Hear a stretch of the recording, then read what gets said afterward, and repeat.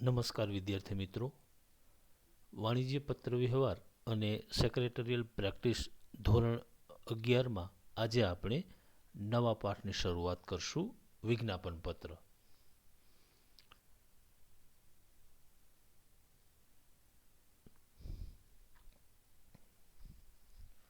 આપણે અગાઉના પાઠોમાં આવેદનપત્ર અને નિયમન પત્ર વિશે અભ્યાસ કરી ગયા. ધંધાનું ચાલક બળ મૂડી છે. કંપનીનું કાર્યક્ષેત્ર વિશાળ પ્રમાણમાં હોવાના કારણે વિશાળ મૂડી ભંડોળની જરૂર પડે છે. કંપની જ્યારે સ્થાપના થાય છે ત્યારે તેની પાસે પોતાની મૂડી હોતી નથી. જાહેર કંપની આ મૂડી જાહેર જનતા પાસેથી શેર અથવા અન્ય જામીનગીરી દ્વારા એકઠી કરે છે. જાહેર જનતા આવી કંપનીઓમાં મૂડીરોકાણ કરતા પહેલા કાળજીપૂર્વકની તપાસ કરે છે અને જ્યાં સુધી પૂરતો સંતોષ ન મળે, જરૂરી માહિતી ન મળે ત્યાં સુધી રોકાણકાર કંપનીમાં રોકાણ કરતો નથી. આપણે બરાબર જાણીએ છીએ કે ધંધાનું ચાલક બળ મૂડી છે. મૂડી વગર ધંધો ચલાવવો શક્ય નથી. એમાં પણ કંપનીનું કાર્યક્ષેત્ર વિશાળ હોવાના કારણે એમને મોટા પાયા ઉપર મૂડી ભંડોળની જરૂર પડે છે. કંપનીની જ્યારે સ્થાપના કરવામાં આવે છે ત્યારે એમની પાસે પોતાની મૂડી હોતી નથી. કંપની પોતાની મૂડી જાહેર જનતા પાસેથી શેર અથવા અન્ય જામીનગીરીઓ દ્વારા એકઠી કરે છે. હવે જાહેર જનતા કંપનીમાં મૂડીરોકાણ કરતા પહેલા કંપની વિશેની પૂરી તપાસ કરે છે અને જ્યાં સુધી કંપની વિશેની બધી જ બાબતો સંતોષકારક જોવા ન મળે અથવા તો જરૂરી માહિતી ન મળે ત્યાં સુધી રોકાણકારો રોકાણ કરતા નથી. હવે જાહેર જનતાને અને રોકાણકારોને કંપની વિશેની યોગ્ય માહિતી મળી રહે તે માટે કંપની એક દસ્તાવેજ બહાર પાડે જેને વિજ્ઞાપન પત્ર તરીકે ઓળખવામાં આવે છે. હમણાં આપણે જોયું કે કોઈ પણ રોકાણકાર જ્યારે કંપનીમાં મૂડીરોકાણ કરવા ઈચ્છશે ત્યારે એ કંપની વિશેની બધી જ બાબતોની તપાસ કરશે. એટલે કંપની જાહેર જનતાને, રોકાણકારોને કંપની વિશે યોગ્ય માહિતી મળી રહે તે માટે કંપની એક દસ્તાવેજ બહાર પાડે જેને વિજ્ઞાપન પત્ર તરીકે ઓળખવામાં આવે છે. આ વિજ્ઞાપન પત્રમાં કંપનીને લગતી તમામ માહિતીનો સમાવેશ કરવામાં આવશે. બીજી રીતે કહીએ તો જાહેર કંપની દ્વારા જનતાને શેર કે ડિબેન્ચર ખરીદવા માટે જે દસ્તાવેજ દ્વારા આમંત્રણ આપવામાં આવે તેને વિજ્ઞાપન પત્ર કહેવાય. પહેલાં આપણે જોયું કે જાહેર જનતાને, રોકાણકારોને કંપની વિશેની યોગ્ય માહિતી મળી રહે તે માટે કંપની એક દસ્તાવેજ તૈયાર કરે છે જેને વિજ્ઞાપન પત્ર તરીકે ઓળખવામાં આવે છે. બીજા શબ્દોમાં કહીએ તો જાહેર કંપની જાહેર જનતાને શેર કે ડિબેન્ચર ખરીદવા માટે જે દસ્તાવેજ દ્વારા આમંત્રણ આપવામાં આવે તેને વિજ્ઞાપન પત્ર કહેવામાં આવે છે. અથવા તો જાહેર જનતાને શેર કે ડિબેન્ચર ખરીદવા આમંત્રણ આપતો પત્ર એટલે વિજ્ઞાપન પત્ર. રાઈટ? ચાલો, વિજ્ઞાપન પત્રનો અર્થ અને એમની વ્યાખ્યા. હમણાં આપણે જોયું કે કંપની વિશેની બધી જ માહિતી રોકાણકારોને મળી રહે એ માટે કંપની એક દસ્તાવેજ તૈયાર કરે જેને વિજ્ઞાપન પત્ર કહેવામાં આવે. સાદી ભાષામાં વિજ્ઞાપન એટલે જાહેરાત. જાહેર કંપની શેર મૂડી કે ડિબેન્ચર કે અન્ય જામીનગીરીઓ દ્વારા નાણાં એકઠા કરવા માટે જાહેર જનતાને જે દસ્તાવેજ દ્વારા આમંત્રણ આપે તેને વિજ્ઞાપન પત્ર કહેવાય. સાવ સાદી ભાષામાં વિજ્ઞાપન એટલે જાહેરાત, એડવર્ટાઇઝમેન્ટ. કંપની શેર મૂડી કે ડિબેન્ચર કે અન્ય જામીનગીરીઓ દ્વારા નાણાં એકઠા કરવા માટે જાહેર જનતાને જે દસ્તાવેજ દ્વારા આમંત્રણ આપે તેને વિજ્ઞાપન પત્ર કહેવાય. આમ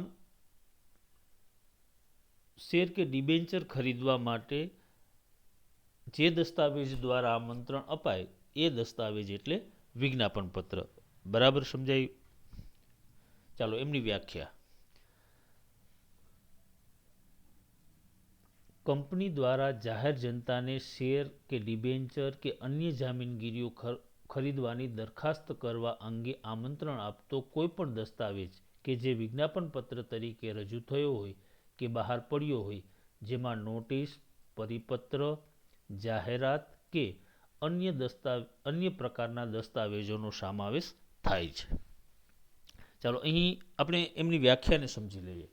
તો કંપની દ્વારા જાહેર જનતાને શેર કે ડિબેન્ચર કે અન્ય જામીનગીરીઓ ખરીદવાની દરખાસ્ત કરવા અંગે આમંત્રણ આપતો કોઈ પણ દસ્તાવેજ કે જે વિજ્ઞાપન પત્ર તરીકે રજૂ થયો હોય, જેમાં નોટિસ, પરિપત્ર, જાહેરાત કે અન્ય પ્રકારના દસ્તાવેજોનો સમાવેશ થાય છે. બરાબર સમજી લો કે કંપની જાહેર જનતાને શેર, ડિબેન્ચર કે અન્ય જામીનગીરીઓ ખરીદવા આમંત્રણ આપતો દસ્તાવેજ કે જે વિજ્ઞાપન પત્ર તરીકે રજૂ થયો હોય, પછી એમનું સ્વરૂપ ગમે તે હોય, નોટિસ સ્વરૂપે હોય, પરિપત્ર, જાહેરાત કે અન્ય પ્રકારના દસ્તાવેજ તરીકે હોય, પરંતુ એ વિજ્ઞાપન તરીકે ઓળખાશે. આમ જાહેર જનતાને કંપનીના શેર કે ડિબેન્ચરો ખરીદવા આકર્ષવા માટે કંપનીની સ્થાપના પછી કંપનીના સ્થાપકોએ બહાર પાડેલા આમંત્રણને વિજ્ઞાપન પત્ર કહેવામાં આવે, જેમાં રેડ હેરિંગ પ્રોસ્પેક્ટ અને સેલ્ફ પ્રોસ્પેક્ટનો સમાવેશ થાય છે. ચાલો એકદમ સરળ બાબત આપણે અહીં એ યાદ રાખશું કે જાહેર જનતાને શેર, ડિબેન્ચર ખરીદવા આમંત્રણ આપતો દસ્તાવેજ એટલે વિજ્ઞાપન પત્ર. તેમાં રેડ હેરિંગ પ્રોસ્પેક્ટ અને સેલ્ફ પ્રોસ્પેક્ટનો પણ સમાવેશ કરવામાં આવશે. આપણે અહીંયા એમનો અર્થ, એમને વ્યાખ્યા જોઈ, એમના ઉપરથી એમના લક્ષણોની વાત કરીએ તો વિજ્ઞાપન પત્ર એ કંપનીએ બહાર પાડેલ જાહેર દસ્તાવેજ છે, કારણ કે એ શેર કે ડિબેન્ચર ખરીદવા આમંત્રણ આપતો દસ્તાવેજ જાહેર દસ્તાવેજ છે. આના દ્વારા જાહેર જનતાને જામીનગીરી ખરીદવા કે ભરણા માટે આમંત્રણ આપવામાં આવે છે, કારણ કે એ શેર કે ડિબેન્ચર ખરીદવા માટે આમંત્રણ આપે છે, એટલે વિજ્ઞાપન પત્ર દ્વારા આમંત્રણ આપવામાં આવે છે. વિજ્ઞાપન પત્ર નોટિસ, પરિપત્ર કે જાહેરાત સ્વરૂપનું હોય છે. હવે વિજ્ઞાપન પત્રનું સ્વરૂપ એ નોટિસ સ્વરૂપે પણ હોઈ શકે, અથવા તો પરિપત્ર સ્વરૂપે પણ હોઈ શકે, અથવા જાહેર ખબર સ્વરૂપનું હોઈ શકે. અને લાસ્ટ, વિજ્ઞાપન પત્ર લેખિત હોવું જોઈએ, એટલે કે જેવી રીતે આવેદનપત્ર અને નિયમન પત્ર લેખિત સ્વરૂપના દસ્તાવેજો છે, એવી જ રીતે વિજ્ઞાપન પત્ર પણ લેખિત હોવું જોઈએ. વિજ્ઞાપન પત્રનું મહત્વ. વિજ્ઞાપન પત્ર એ રોકાણ કરનાર જાહેર જનતા માટે મહત્વનો દસ્તાવેજ છે. જો અહીં બરાબર ધ્યાન રાખીએ કે વિજ્ઞાપન પત્ર એ રોકાણ કરનાર જાહેર જનતા માટે મહત્વનો દસ્તાવેજ છે, કારણ કે આ દસ્તાવેજના આધારે રોકાણકાર કંપનીમાં રોકાણ કરવાનો નિર્ણય લે છે. એટલા માટે વિજ્ઞાપન પત્રમાં દર્શાવેલી માહિતી સાચી અને વાસ્તવિક હોવી જોઈએ. ચાલો, વિજ્ઞાપન પત્ર એ રોકાણકારો માટે ખૂબ મહત્વનો દસ્તાવેજ છે, કારણ કે આ દસ્તાવેજના આધારે જ રોકાણકારો કંપનીમાં રોકાણ કરવા અંગેનો નિર્ણય લે છે. એટલે વિજ્ઞાપન પત્રમાં જે બાબતો દર્શાવવામાં આવે, જે માહિતી દર્શાવવામાં આવે, એ માહિતી વાસ્તવિક અને સાચી હોવી જોઈએ. વિજ્ઞાપન પત્ર એ કંપનીનો જાહેર જનતા સાથેનો વિશ્વસનીય વર્તાવ રજૂ કરતો મહત્વનો દસ્તાવેજ છે. બીજું કે વિજ્ઞાપન પત્ર એ કંપનીનો જાહેર જનતા સાથેનો વિશ્વસનીય વર્તાવ રજૂ કરતો મહત્વનો દસ્તાવેજ છે. એટલે કે વિજ્ઞાપન પત્રની જે માહિતી છે એ વાસ્તવિક અને વિશ્વસનીય હોવી જોઈએ. એટલે વિજ્ઞાપન પત્ર એ જાહેર જનતા સાથેનો વિશ્વસનીય વર્તાવ રજૂ કરતો દસ્તાવેજ છે. આપણે એમના મહત્વની વાત કરીએ તો વિજ્ઞાપન પત્રમાં કંપનીનું નામ, શેરમૂડીનો પ્રકાર, કંપનીનું કાર્યક્ષેત્ર, ભાવિ યોજના અંગે વિગતો આપવામાં આવે છે.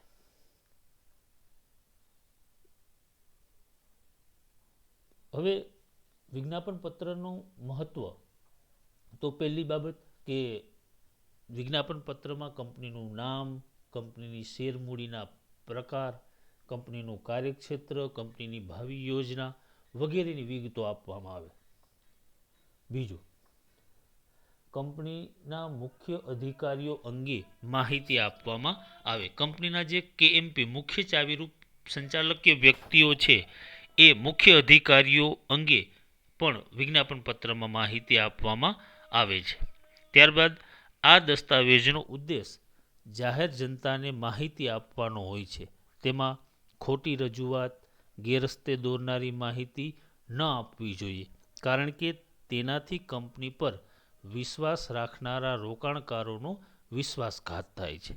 કંપની ધારામાં વિજ્ઞાપન પત્રમાં ખોટા ગેરમાર્ગે દોરનારા નિવેદનો થતા રોકવા વિશિષ્ટ જોગવાઈ કરવામાં આવી છે. ચાલો, વિજ્ઞાપન પત્રનો મુખ્ય ઉદ્દેશ જાહેર જનતાને માહિતી આપવાનો છે. એટલે વિજ્ઞાપન પત્રમાં જે બાબતો દર્શાવવામાં આવે એ સાચી અને વાસ્તવિક હોવી જોઈએ. એટલે કે વિજ્ઞાપન પત્રમાં ખોટી રજૂઆત કે ગેરરસ્તે દોરનારી માહિતી ન આપવી જોઈએ, કારણ કે તેના પરથી કંપની પર વિશ્વાસ રાખનાર રોકાણકારોનો વિશ્વાસઘાત થાય છે. જો વિજ્ઞાપન પત્રમાં ખોટી માહિતી દર્શાવવામાં આવશે તો રોકાણકારો છે એમની ઉપર વિશ્વાસઘાત થશે. એટલા માટે જ કંપની ધારામાં વિજ્ઞાપન પત્રમાં ખોટા નિવેદનો અથવા તો ગેરમાર્ગે દોરનારા નિવેદનો રોકવા માટે વિશિષ્ટ પ્રકારની જોગવાઈઓ કરવામાં આવી છે કે જેથી કરી અને વિજ્ઞાપન પત્રમાં જે હકીકતો કે જે માહિતી દર્શાવવામાં આવે એ સાચી હોય. આવી ખોટી ગેરરસ્તે દોરનારી રજૂઆત કે માહિતી આપનાર અધિકારીઓ જવાબદાર ઠરે છે. જો વિજ્ઞાપન પત્રમાં ખોટી કે ગેરરસ્તે દોરનારી રજૂઆત કે માહિતી આપવામાં આવી હોય તો આવી માહિતી આપનાર અધિકારી જવાબદાર બને છે. ત્યારબાદ વિજ્ઞાપન પત્રમાં કંપનીની સાચી નાણાકીય પરિસ્થિતિની રજૂઆત રોકાણકારોને વાસ્તવિકતાનો ખ્યાલ આપે છે. વિજ્ઞાપન પત્રમાં કંપની વિશેની સઘળી બાબતો રજૂ કરવામાં આવે છે, જેમાં એમની નાણાકીય પરિસ્થિતિનો ચિતાર પણ આપવામાં આવે છે. એટલે કે કંપનીના વિજ્ઞાપન પત્રમાં કંપનીની સાચી નાણાકીય પરિસ્થિતિ શું છે એ દર્શાવવામાં આવે છે, જેથી કરી અને રોકાણકારોને વાસ્તવિકતાનો ખ્યાલ આપે છે. કંપનીના પ્રોજેક્ટ અંગે સંભવિત જોખમો અંગે રજૂઆત કરવામાં આવે છે. એટલે કે વિજ્ઞાપન પત્રમાં કંપનીના પ્રોજેક્ટમાં જે સંભવિત જોખમો છે એ અંગે પણ દર્શાવવામાં આવે છે. એટલે કે કંપનીના પ્રોજેક્ટમાં કયા કયા સંભવિત જોખમો રહેલા છે, પરિણામે રોકાણકારો યોગ્ય નિર્ણય લઈ શકે છે. સંભવિત જોખમોનો ઉલ્લેખ થતો હોવાથી રોકાણકારો યોગ્ય નિર્ણય કરી શકે. તેથી કહેવાય છે કે વિજ્ઞાપન પત્ર એ અરીસા જેવો સ્વચ્છ અને સ્પષ્ટ તેમજ પાણી જેવો પારદર્શક હોવો જોઈએ. જેવી રીતે અરીસો છે એ સ્પષ્ટ ચિત્ર રજૂ કરે, એવી જ રીતે વિજ્ઞાપન પત્ર પણ કંપનીનું સ્પષ્ટ અને પારદર્શક ચિત્ર રજૂ કરે તેવો હોવો જોઈએ.